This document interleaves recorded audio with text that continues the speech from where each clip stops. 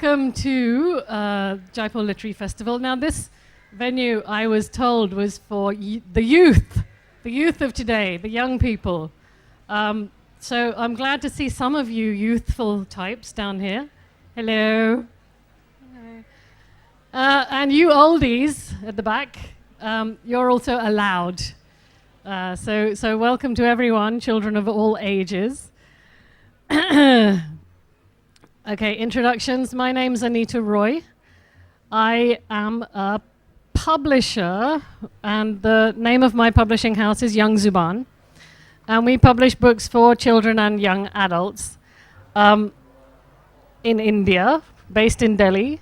And very happy to be here talking about books and about writing and about reading. And whenever I do talks of this nature, this horrible phrase comes up, which is my most hated phrase in the whole history of phrase making from the time that people started to speak, which is inculcating the reading habit.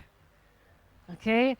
Whenever there are people gathered together and they talk about children's books, they say, how can we inculcate the reading habit into young minds? Ew! It's like, why would you want to do that? It sounds painful and horrible and oppressive. So we're not going to be inculcating anything into your young minds, you'll be happy to know. But what I do want to talk about today is actually a really, really bright and important question. It is, in fact, I think, possibly the most important question for everyone, in fact, not just for the youth. Do you mind if I call you youth? I love saying youth. What are the youth thinking today? You can't hear me. You love being what? Okay, good, yay. So what is this big important question you ask yourself? Is it Harry Potter films or books? Question mark. Which is better? No, it's not that.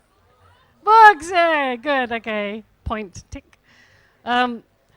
It's actually, no, it's a bit more fundamental than that. Is there such a more fundamental thing as which is better, the Harry Potter films or the books? There is. And it was very nicely summed up by a writer that you may have heard of called William Shakespeare. It is to be, that is the question. Now today we're going to be talking about being and death. Yeah, you thought you were going to get like creative writing tips. Don't use too many adverbs. Be careful of your adjectives, all that stuff. That's going to come. Do not fret. Do not put away your notebooks. That is going to come. But it is in the context of bigger issues to do with who we are. Okay? So along with this question, I want you to keep this question in your head. To be or not to be, that is the question. There's a second question. I love being dramatic, sorry. There is a second question. And the question is, which would you vote for? Okay, which two-word phrase, very simple, tiny little words in the English language, which would you vote for? Which gets your vote? What is? Or change one little letter. What if? Okay? Now this, I think, is the heart of the matter when you're talking about reading and when you're talking about fiction. What is, which is reality, which is the here and now, which is your experience, which is you as a person, you as an individual, your being in the world, and what if, which is the stuff that could happen, the possibilities that are out there, the things that we haven't yet seen in reality, and the things that could be, like what if? So I think for everyone who has gone on that creative writing kind of journey, that's a big, big question. It's like, what What if I, Anita Roy, female 40-something-year-old, was, in fact, I don't know, someone else? What if I was a 6-year-old boy who had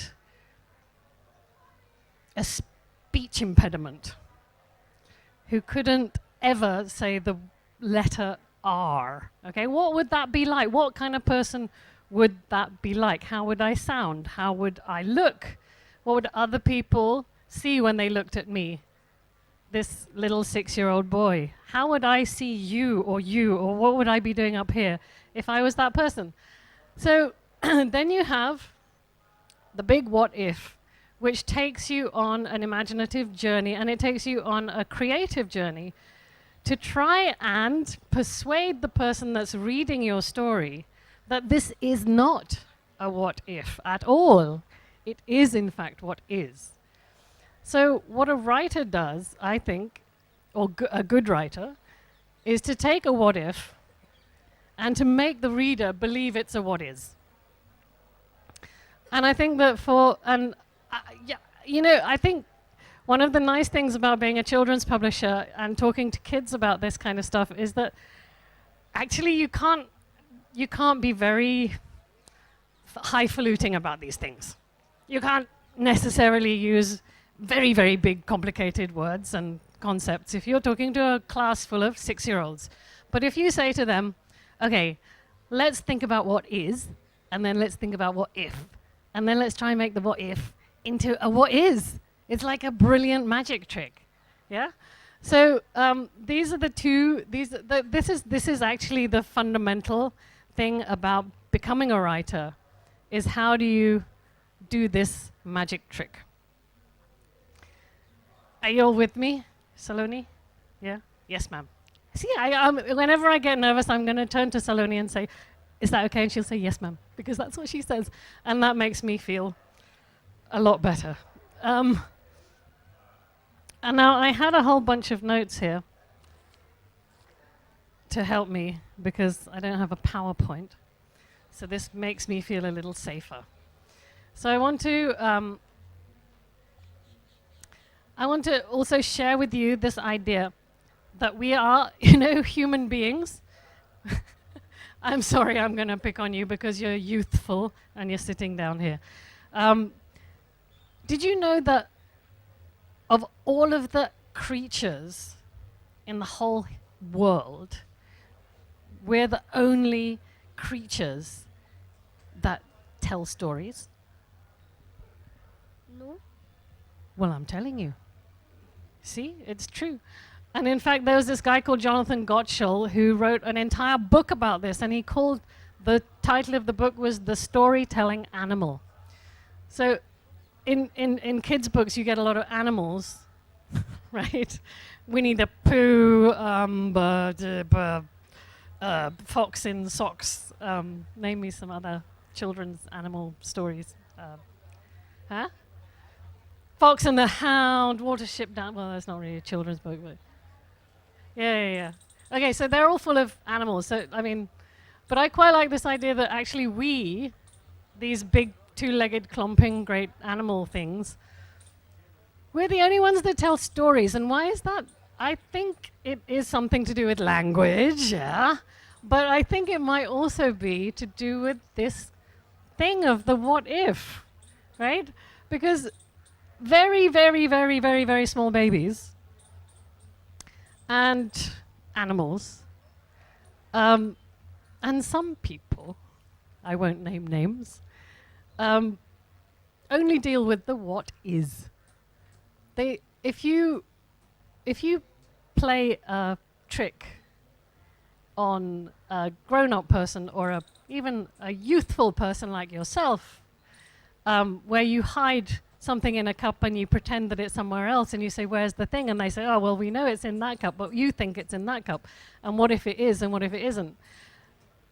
Humans have this unique ability to look at what might be the case, not what is the case. And that's why we go around telling ourselves stories and telling each other stories. Because we're not just describing what's really, really there. We're saying, okay, what if something was completely different?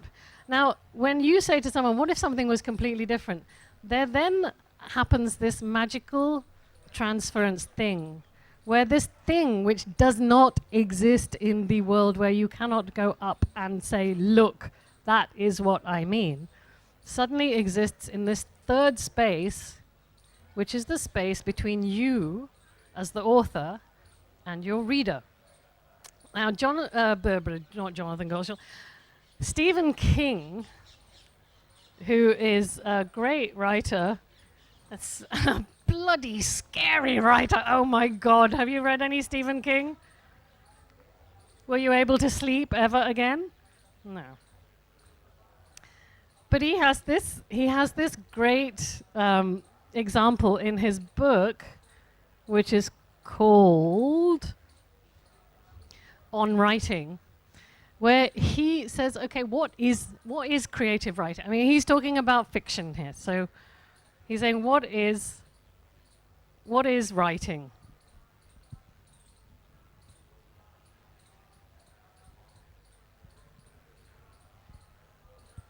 And I'm just going to read this to you because I think it's a kind of a rather brilliant summary of what actually writing is and what it does and why it's so magical.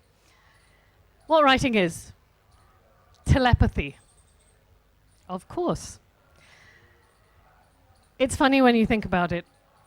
People have argued for years about whether such a thing exists. But Stephen King says actually what's happening when we read a book is telepathy. Do you know, hang on, excuse us for a minute. Do you know what telepathy is? No. No, see, it's a big, difficult word. Okay, do you know what mind reading is? Like if I said to you, okay. Oh, okay, I'm getting something. Yeah, you're thinking of a big orange ball. Were you thinking of a big orange ball? No. No, see, I'm rubbish at mind reading. I can't do it. But what happened, that's telepathy. Okay, if I was good at it, that would be telepathy. As I'm rubbish at it, that is like just stupid. But what Stephen King says is this, okay? Imagine. My name is Stephen King. I'm writing this first draft of this part at my desk on a snowy morning in December 1997. There are things on my mind. Some are worries, some are good things. But right now, all those things is stuff up top. Now, when Stephen King goes to write, he goes down into a kind of basement. I'm in another place, a basement place where there are lots of things. There are bright lights and clear images. This is a place I've built for myself over the years. It is a far-seeing place. I know it's a little strange, a little bit of a contradiction that a far-seeing place should also be a basement place, but that's how it is with me. Okay, the book is scheduled to be published in the late summer or early fall of 2000. But if that's how things work out, then you, the reader, are somewhere downstream on the timeline from me.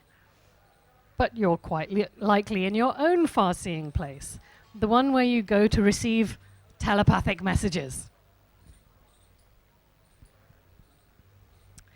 Okay, so let's assume you're in your receiving place, just as I'm in my transmitting place. And maybe you can all do this, in fact. Look, here's a table covered with a red cloth. On it is a cage the size of a small fish aquarium. In the cage is a white rabbit with a pink nose and pink-rimmed eyes. You getting this? Imagining it? Okay.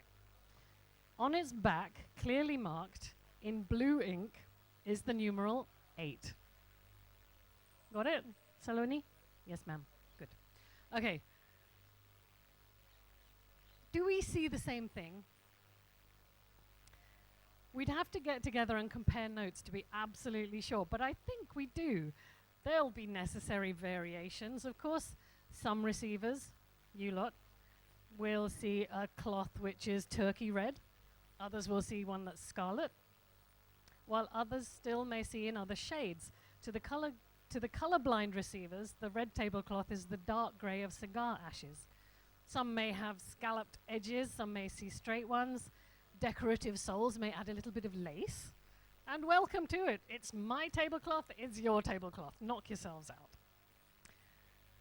So, what kind of material is the cage made of? Is it wire mesh? Is it steel rods? Is it glass? Does it really matter? All we understand, the cage is a see-through medium. Beyond that, we really don't care.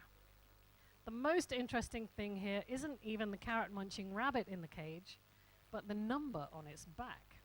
Not a 6, not a 4, but an 8. This is what we're looking at, and we all see it. We all see it? No? Yes. You didn't ask me. I didn't tell you. I never opened my mouth, and you never opened yours. We're not even in the same year, let alone the same room, except we are together. We're close. We have a meeting of minds. I sent you a tablecloth, a table with a red cloth on it, a cage, a rabbit, and the number 8 in blue ink. And you got them all, especially the number 8. Now, I think that that's a pretty good and kind of rather magical way of understanding what happens when we read.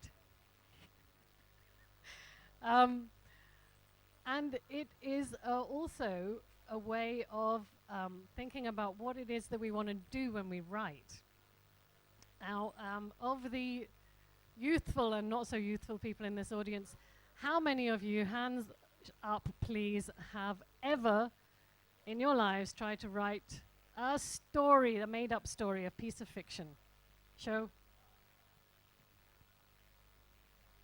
Ooh, lots of peoples. Very good. Now this is making my heart very glad as a publisher, because I really, really, really need to have lots of writers out there writing stuff so that I can publish it, so that my publishing house can put those books out in the market so you can buy it, and so I get paid, because I have things like rent and, I have to buy food and stuff, and it's all very tough. So it's very, very good to see so many writers out there, potential writers. Okay, second question is, of those people who have tried to write a story or a piece of fiction, how many people think that it was easy?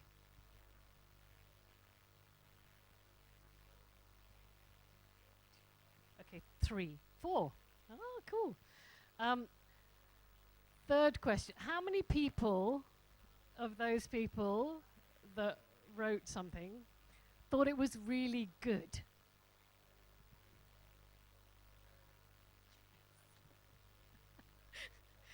Okay. Yeah. Okay. Well, I thought it was good. My mum thought it was fantastic. My brother hated it. Okay.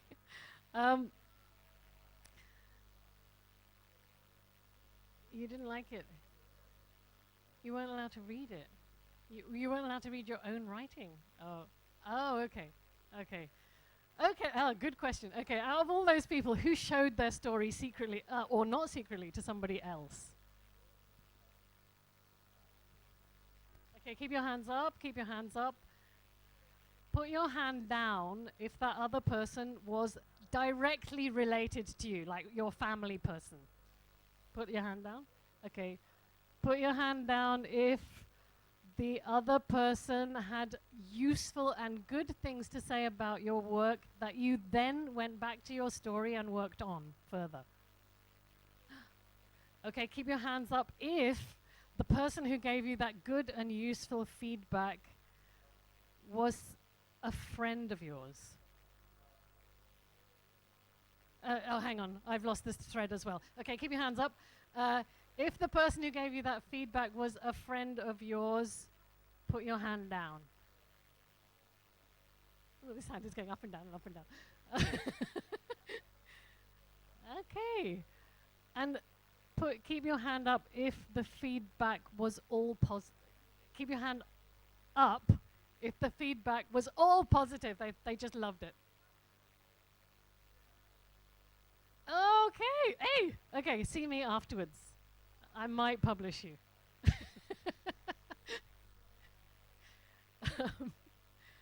Okay. So. Okay. More pop quiz. I'm quite liking this pop quiz format. Will you help me with some more answers for questions? Yeah. Okay. What are the elements that go into making a story? Let's just try and break it down. Okay. What makes a good story? Any Plot. a good plot. Okay, I have got nothing. Usually I write this down, so you're gonna have to remember. A unique setting. A unique setting. Oh, I like that. A surprise. A surprise. Okay, sometimes, not always. It should relate to the readers. It should relate to the readers. Okay. A conflict between a protagonist and Conflict. Protagonist. Yes. Villain. Characters. Strange characters. Well, okay. Oh. Yeah, maybe. Mine is like sort of on the same note, but strong characters such as Strong everyone stands out. No one's like really unimportant or. Okay. Strong character. So yeah. Flawed characters. Oh yes, I like it. We don't like perfection. Shout. An influencing capability. An interesting narrative. An interesting narrative. Okay. Anything else? A shocking end. Well, we had a sort of surprise twist. A bluebird. A Twitter bluebird. A bit of humor. No. No, definitely not. Yeah, okay. I'll allow that.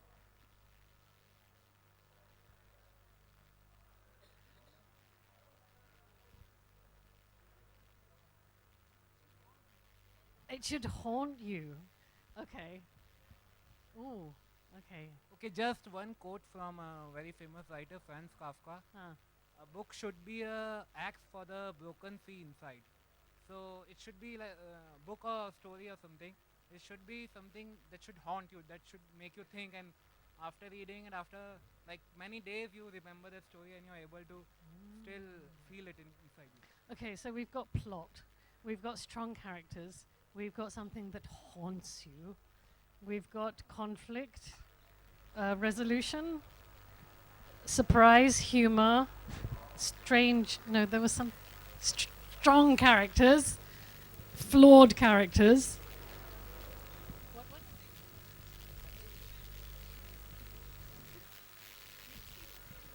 Makes people think.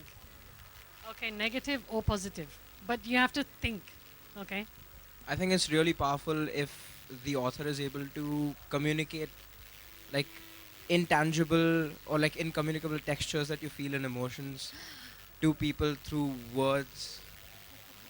Like the Incommunicable precise, textures yeah, and like the okay, go precise on. words that'll tell you exactly what is going on in my mind. But I can't do it any other way. Like it has to be put in that format. Okay, you have to see me after this, and I will publish you. Punch me. Or punch you, yes. Is it pinch or punch?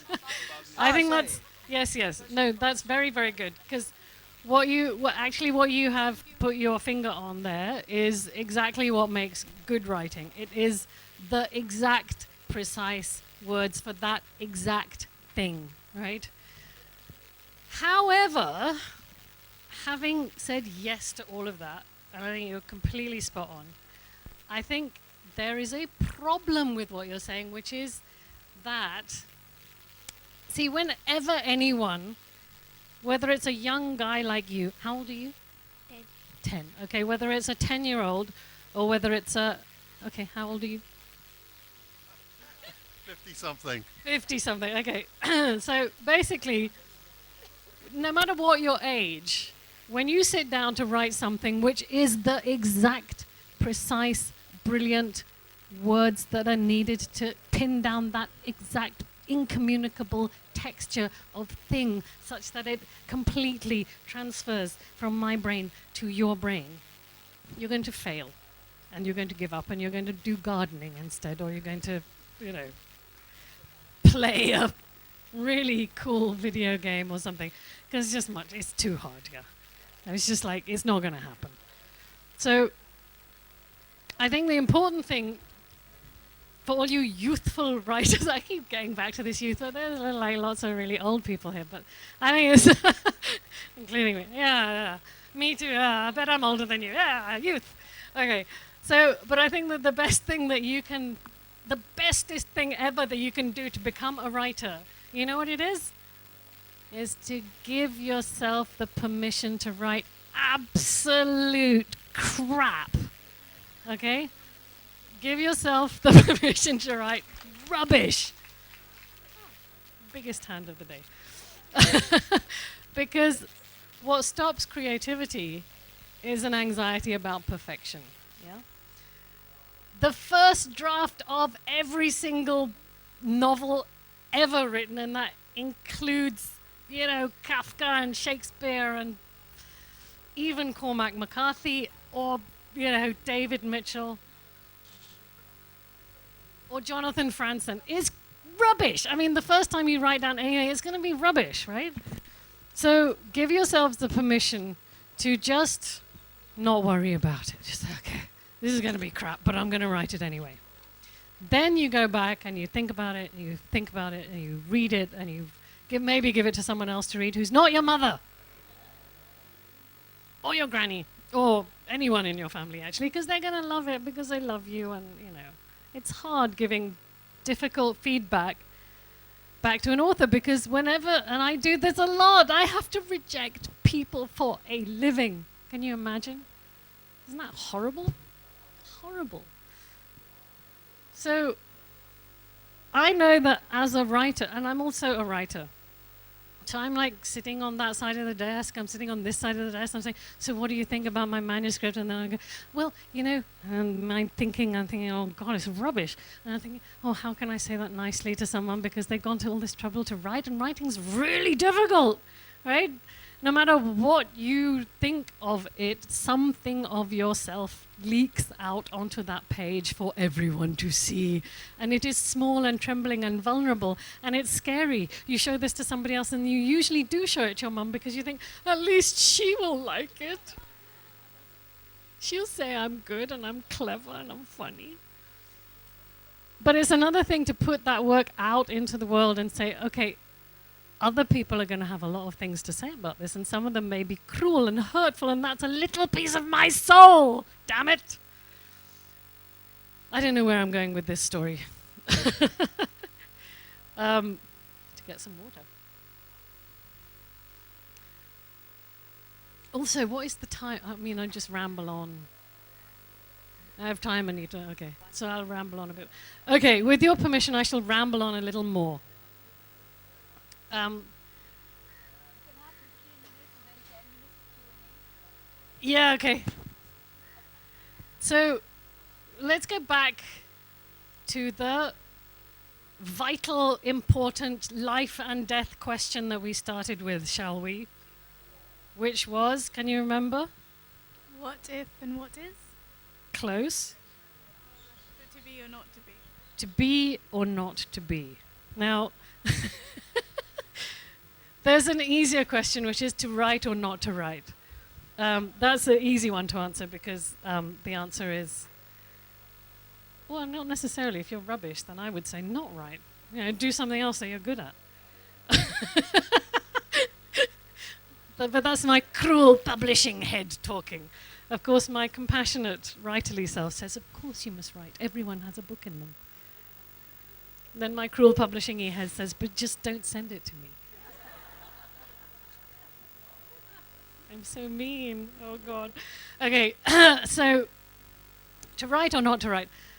What are the motivations behind writing? I mean, why bother? Sometimes, as a publisher, I look at the pathetic sales, I look at the pathetic print runs, and I say, why am I bothering?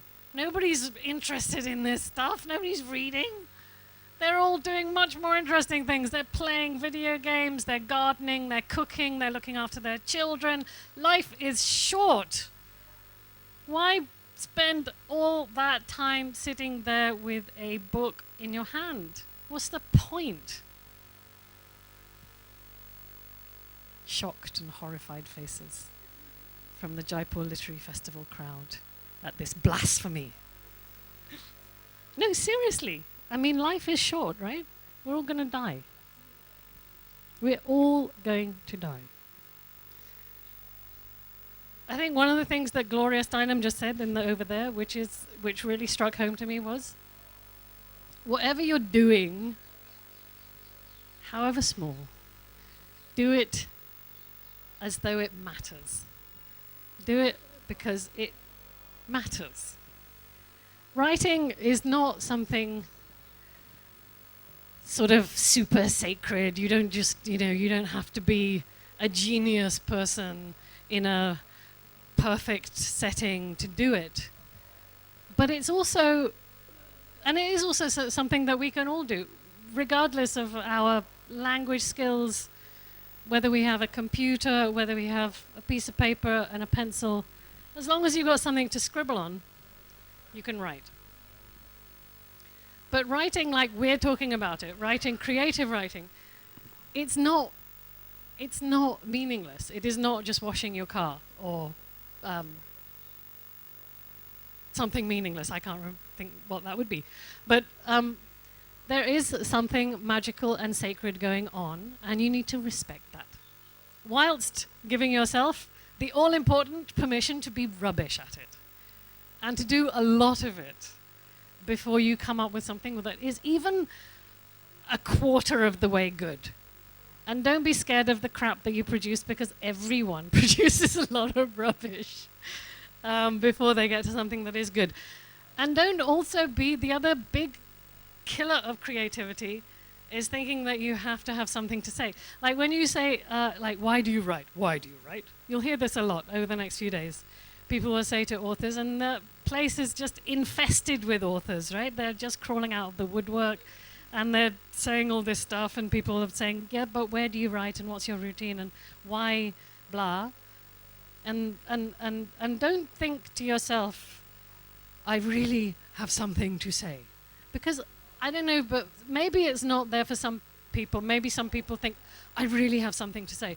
But for a lot of us, we don't know what we're going to say until it's down there, right? I mean, and we don't know where something is going until it's kind of like splurged off in its own direction. And maybe nobody's interested, but as long as we are amused and interested in it, there's some slim chance that somebody else might be amused and interested in it enough to put down what it is that they're doing, which is gardening, washing the car, or playing dots on their tablet, to care about what we're saying. And maybe they're not. I mean, mostly they're not, actually. But anyway. Okay, so listen, I ramble a lot, but I am going to come back to mortality, death, right? Because I think that this is something that we all think about. It's going to happen to each and every one of us. It doesn't matter how old you are, how young you are. Everyone has lost something. Maybe it was a pet. Maybe it was a parent. Maybe it was a child. It's something which is very, very, very difficult to talk about because it's sad. It's incredibly sad. And it's the biggest what if that we all face.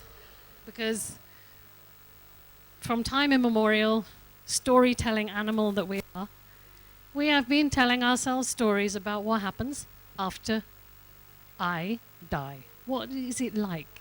It's the big unthinkable, right? Because when you start thinking about the afterlife, what happens after you die, after you are like no more, who is doing the thinking? Who is the I? Okay, we're getting into some very deep territory here. Are you with me? Good. So, I would like to share with you a little snippet. You privileged, lucky people, a little snippet of a book which has not yet been published,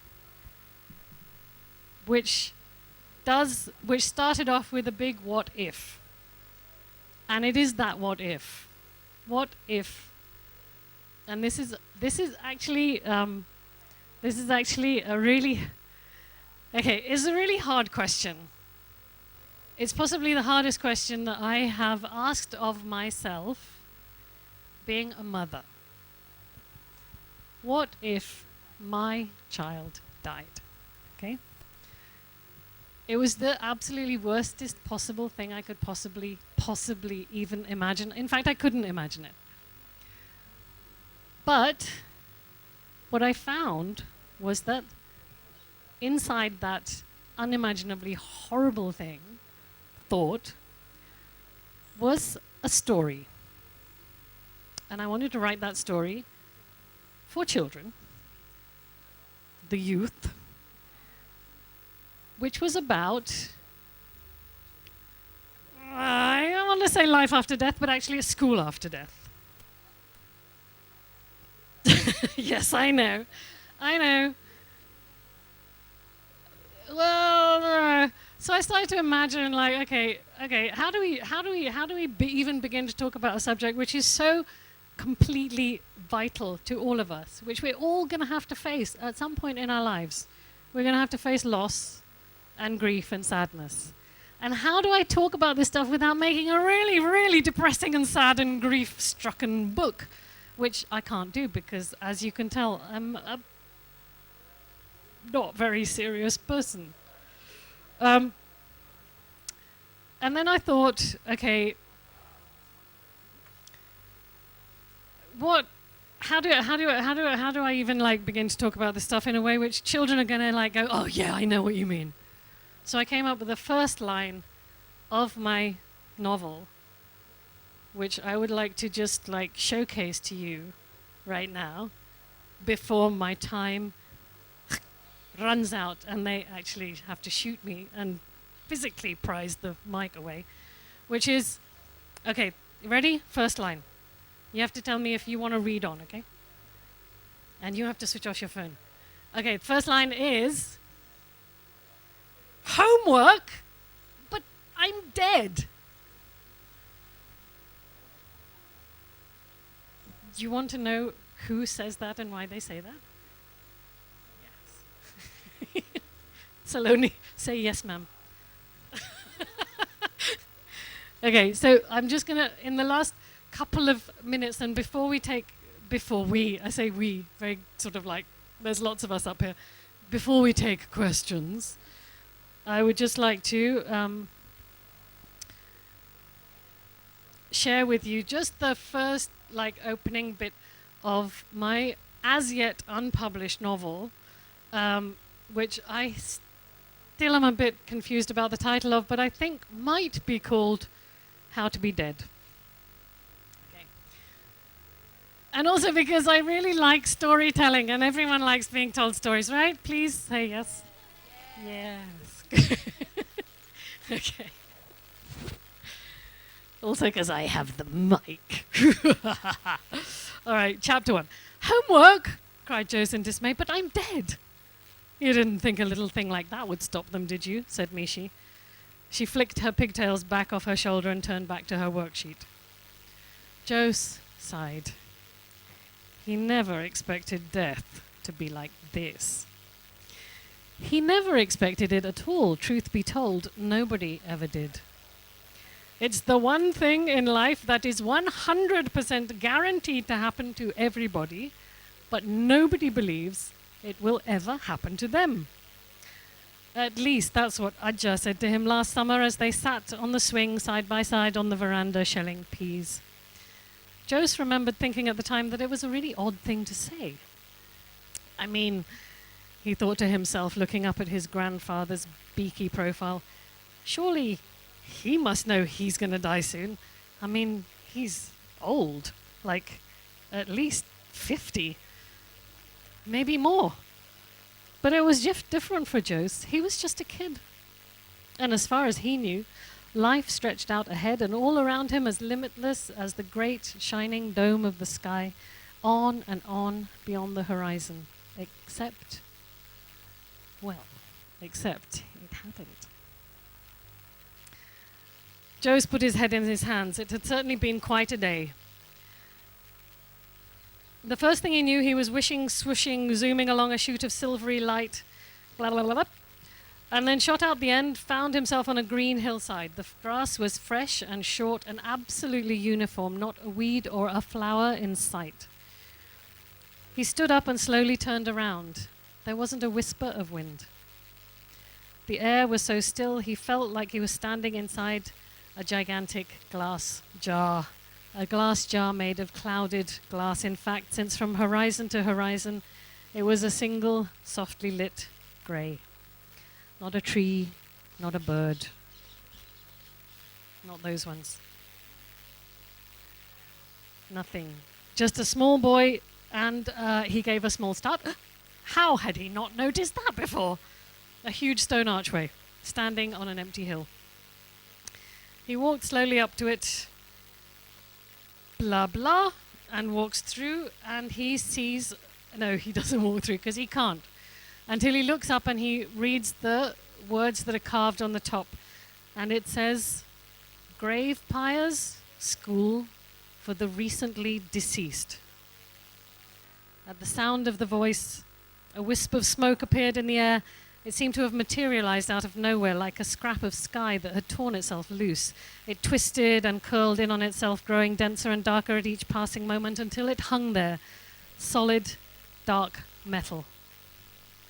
At first it seemed like a perfect circle, but then he noticed a bulge forming at one end, like a snake's head, its jaws clamped around its tail. It looked like a door knocker shaped like a snake, biting its own tail, fixed in the dead center of a very invisible door. So, feeling a bit silly, he knocked. And the hillside parted, except it wasn't the hillside, but an exact replica of the hillside, perfect in every detail, which split into two and swung open. So, Joe's heads in through this strange gateway, and he comes to the school called Grave Pyre School for the Recently Deceased, where he has to learn how to be dead. Now, this is a tough thing. You think that it must be the easiest thing in the world. After all, you're dead. But actually, it's not. Being dead is a skill that you have to acquire. Like, you have to go back to school. You have lessons in things like scare studies where you learn how to go woo, and you have lessons in cloud forming and seeing, and anyway, but the main thing is that he just wants to get back to his family. He wants to get back to the land of the living where he can say to his family, you know what, I'm all right, although I am in fact dead, but that's all right. So this is the big conjunction that I, as a creative writer, as opposed to an evil publisher, have gone on, which is to explore how to tell a story with strange and, I hope, interesting and emotionally engaging characters that you actually care about, doing plot twists and enough description to make sure that the picture, roughly in my head, of where this takes place, interesting setting, is more or less telepathically transmitted into the minds of my readers, such that they feel like they're coming along with me on a journey to find out what happens. And that is as much as, that's as far as I've got. And I think that we have tragically run out of time. No, Saloni? Yes, ma'am. So, if there are questions, then maybe we can take like a couple of questions or comments or... 10 minutes! Yay! Woo! Okay. That was very entertaining, thank you. As a publisher, do you ever read books that other publishers have printed and wondered, why on earth did they print that? About 5 times a week. I know, because as a reader, sometimes it is very frustrating. You think, why didn't they edit this book properly? Why did they print it? And then I am wasting my time, because there's wonderful books out there I could be reading. Yeah, don't just get me started on editing because we will be here all day. But I do agree. But another thing that I would like to say as a publisher is that, and as an editor who's been in editing for like 3 times as long as you've been on the planet, that as authors and as potential writers and as actual authors out there in the audience, when someone sends me a manuscript, I really want to believe that that person cares about what they have written. And if I see a manuscript where I get the sense that this person has not bothered to spell check the bloody thing, or if I get the sense that this person has really not thought enough about what happens to that character, like why did he start off 17 years old and suddenly he's 35, and when did that happen? If I get a sense at any point during that manuscript that this is not an author who genuinely feels that it is only when they have done as much as they can possibly do to make it as brilliant as they can possibly make it that they have let it out of their computer, which is very often, I get manuscripts where I just think, okay, this guy or this lady wants a magical editor with a wand to go, oh, here's a steaming pile of rubbish, and I'm going to wave my professional editorial wand over it, and it will be beautiful. It doesn't happen, okay? I'm telling you now. It's not going to happen.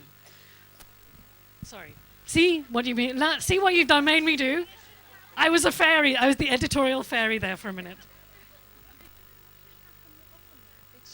It should happen more often. Take these words and inscribe them and put them over your computer. Do not let anything out of this computer which is not brilliant. Eventually. Ma'am, I want to be an editor. I want to know how should I pursue it, or something where publishers don't hate me. Publishers are evil, mean creatures who hate everyone. No, we're not. We're not. I mean, come on. Yeah. Okay, I'm very, very, very delighted to hear that you want to be an editor, because there aren't enough good editors in this country, or possibly the world. And I do think that the editorial function is an absolutely crucial part of any journey into publishing, or even any writing. Because as a writer, what you're doing is you're going back to your work, your horrible steaming pile of first draft, and you are making it better. And even when you're doing the first draft, you are editing yourself. You're you're saying, okay, is this the right word? Is that the right word? Can I phrase it better? So the editorial and the creative writing process, I think, are extremely deeply intertwined. I think that it's very hard to be a good editor unless you have the potential to be a good writer, because both writing and editing is about caring about the words on the page. And it's making sure that they're as crystal clear as you can get them. And that when you accidentally trip up over something, you think, oh, that was weird, bump in the road. You go back and you figure out why you tripped. So writing and editing, the main thing that you have to do is to read and read and read and read lots of different things, and read stuff that you wouldn't normally read. One of the bestest ever pieces of advice, guys, Saloni also, that I have ever had from anyone was actually at the Jaipur Literary Festival a couple of years ago, when Chandrahas Chaudhary said, read outside your comfort zone. If you love historical romance, by all means read lots of historical romance. But then pick up a book that you normally would just go, I'm not into that. Pick up a book on mathematics. Pick up a book on natural history. Pick up a thriller. Pick up something that you wouldn't normally pick up. Make yourself pick it up. Think to yourself, oh my God, I'm going to hate this. I'm going to be so bored. Pick it up anyway. Read it anyway. Some of the bestest, most exciting books that I have ever read, that I bore my friends to tears about, are books which I have forced myself against my better judgment to pick up. I've picked up thinking, bloody hell, a book on economics. And I've just started reading it. And I thought, oh my God, this is so exciting. I never knew that about international banking. Good God, how have I spent 4 decades on the planet not knowing how money works, right? So read outside your comfort zone, and it will help you to also develop your writing skills. It's a very good way of developing your editing skills because you understand how different styles of writing work and what you need to do to help that writer say what it is they're going to say. No, Punita? Yes, she's nodding also. Ha. I heard the entire thing that you said, and it was really good to understand what the creative writing is all about. But when it comes to creative writing, I precisely focus on poems, okay, because that's my focus area, and which I tend to do in the form of storytelling, which is precisely what you were saying. But not really bothering about the brevity of the entire, whatever you write up. But as far as I am concerned, and I look at this, in a very serious way, that when I want to write something, I consider, the message that I carry when I write something. So when it comes to poems, okay, how much do you think it helps in storytelling? Because according to me, I'm keeping it short, but at the same time, I have this ability to, take this message forward in the form of a very short write-up. So do you consider poems as one of the best ways of storytelling? And if so, do you think, because whatever you were saying right now was more confined to storytelling in the form of a fiction work, but why not in the form of poems? Because I believe that could actually work in a very good way. So do you think if that is a possibility to take into consideration as far as printing is concerned? Okay, I think poetry is a very different beast. I mean, what we've been talking about mostly here is narrative fiction. And I think that what poetry does is something different. And it is, it's a wonderful way of crystallizing emotion, thought, something in a way that can't be translated into any other medium. I mean, you can if you have a very plot-rich book, you can kind of see it like a film unfolding in front of your eyes. And it's relatively easy to take The Hobbit and make The Hobbit, right? It can be transposed to another medium. With poetry, I think that there's something very different going on between the reader and the poet. And it's something much less tangible, and it's something that's much less easily translatable or translatable at all, possibly into any other medium. So whilst I could say, okay, The Lady of Shalott is about, this love story between this guy who falls in love with this woman, is blah, blah, blah, blah. What the poem does to me as a reader isn't really to do with plot. It's not really to do with the narration, and the events that happen during the course of the poem are not the main thing. The main thing is the sound, the music of the language in the ear, the emotions that it creates in the body, the poetryness of the poem. Oh God, this is such a difficult thing to say. But I'm glad that you brought up poetry, because I love it, and I read not enough poetry. I will read your poem. Oh man, must I? No. I really walked into that one. I'll read your poems. I'll be kind about them too, because I'm basically a very kind person. There's another question there, and then maybe. Okay, that needs to be a bit brief because we're the last one. Is a writer ever satisfied with the work he does? Is he ever satisfied with the outcome? Because when I write fiction, 1 week later I feel that I've learned quite a lot, and I feel that 1 week earlier I was such a young child and I couldn't even write this what I.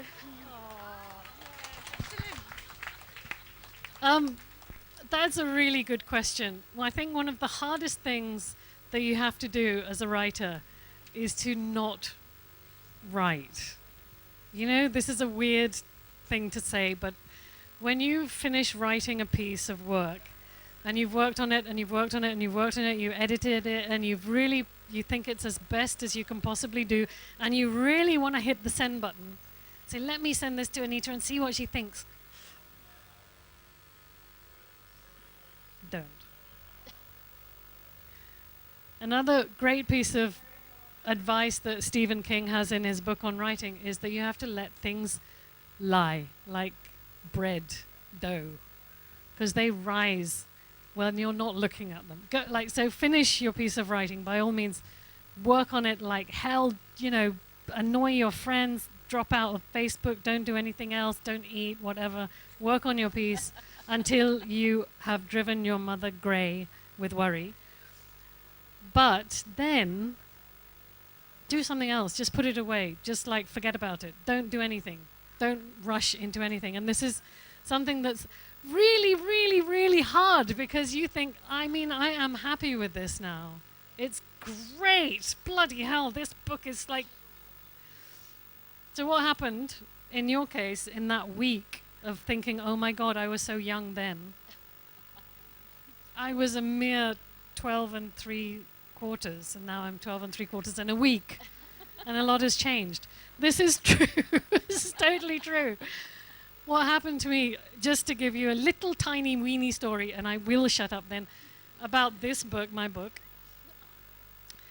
The reason that it got written at all was that somebody said, can you write a story about school? Has to be set in a school, has to be for 8-year-olds to 10-year-olds, 2,000 words, Monday. I said, yeah, I'm a professional. How hard can that be?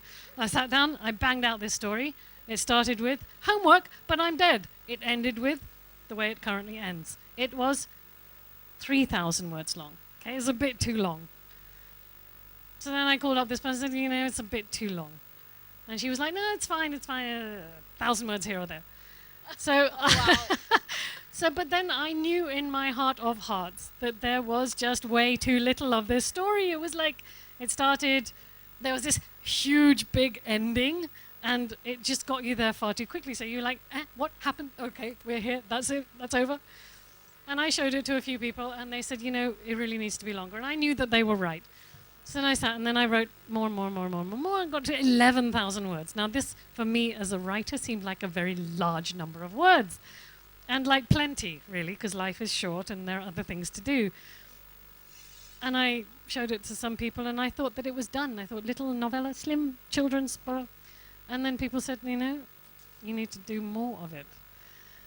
And it was only when I stopped and I gave myself time to think about that, and I didn't just throw down the computer onto the floor and say, no, it is done, it is finished, I have nothing more to say on this project. Nothing. I'm happy. And then I would just not do anything for a week or a month or a couple of months. In fact, it's been longer than that. Then you go back and you think about it and you dig it out of your bottom drawer, and then you come back to it with freshness, and you realize that actually you're starting to read your own work like a reader and not like the writer. And that's a very important moment, and you can only get that with a little bit of distance. It might take you a week because you're obviously very far advanced in this.